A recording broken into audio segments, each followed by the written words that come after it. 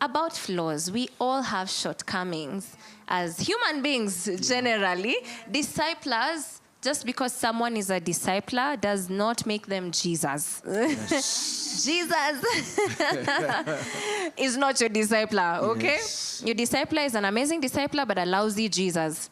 So, what do we do, especially when we encounter those flaws as disciples? Yeah, because you see, also, the more you walk with your discipler, the more you spend time with them, you might start to notice, actually, they are not as... yes. They may not even be as spiritual as I thought they are. Yes. Yeah, they are almost like me, actually. And, I feel like when we really put that high expectation, we also end up getting disappointed. Oh, yes. Yeah, and then we start to feel like, okay, like all these other things just start to come. So as disciples, how can we accept our as disciples? How can you accept our disciples even through seeing all that? Like there's a place to get to as disciples. Yeah, that no matter what I see, no matter what I find out even, about my discipler, that my heart is here. It's unchanged. It's loyal. Loyalty. Yeah. So I don't know. How can we get that? How can we get to that place of acceptance and fully wholehearted submission to our disciples? Right. So, first of all, 2 Corinthians 4:7 says that this treasure has been put in earthen vessels, that the excellency may not be of ourselves but of God. Imagine gold put in mud. Yeah? Yeah. But we have this treasure in earthen vessels, that the excellency of the power may be of God and not of us. Yeah. Okay? So, if God is going to get across to you, he's going to use human beings. The biggest man of God is a man before he is of God. The biggest woman of God is a woman before they are of God. Yeah. So and the treasure of God has been put in these earthen vessels. Yeah. So meaning that these vessels are not gold like the treasure. Yeah. The treasure is what is the perfect thing that has been put inside this earthen vessel. Yeah. So these vessels carry the gold. The question is, do you want to look beyond the vessel to get the gold, the treasure? Or you want to allow the vessel to stop you from getting the treasure? That's powerful. Yeah, it's because there's treasure there. Yeah. God will not come down to interact with you directly. He will always use a person. And every person that God is going to use, they are not perfect, just like you are not perfect. Yes. So don't expect perfection from the people who are leading you. Now, that does also not mean that if you are leading people, this now brings you to a place of complacency. No. That, okay, now they say we don't have to be perfect. We can continue. No.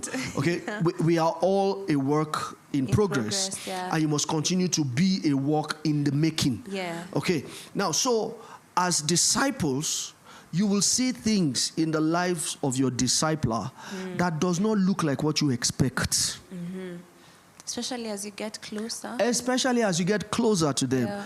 Because the way, as you have those moments when you feel like not doing anything, is the same way they have those moments that they feel like not doing anything. Yeah.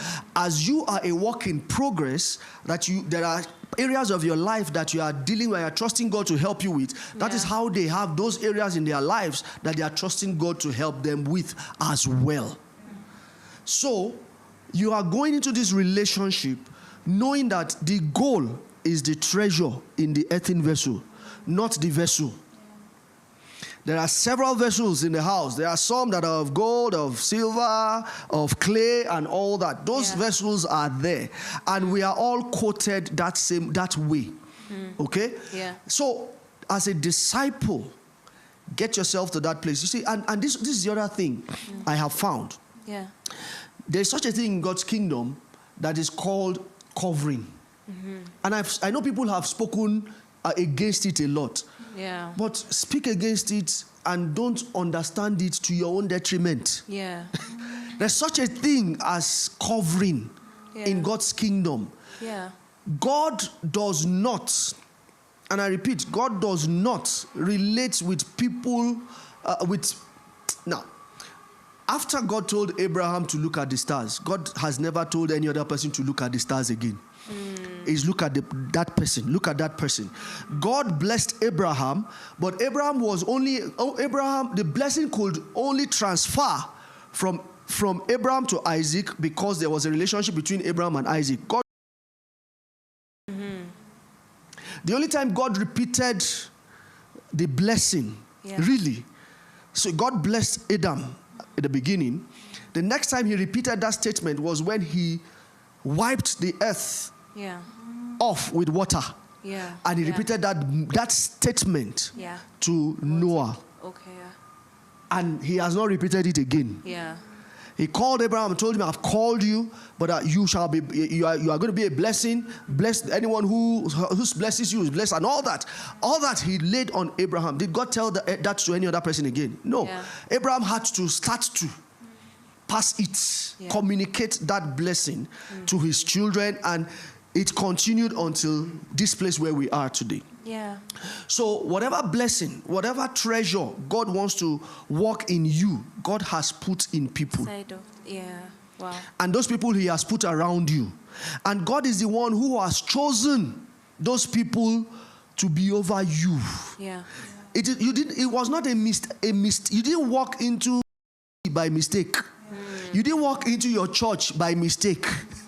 God ordered your steps. Yeah. Because he has put your covering there.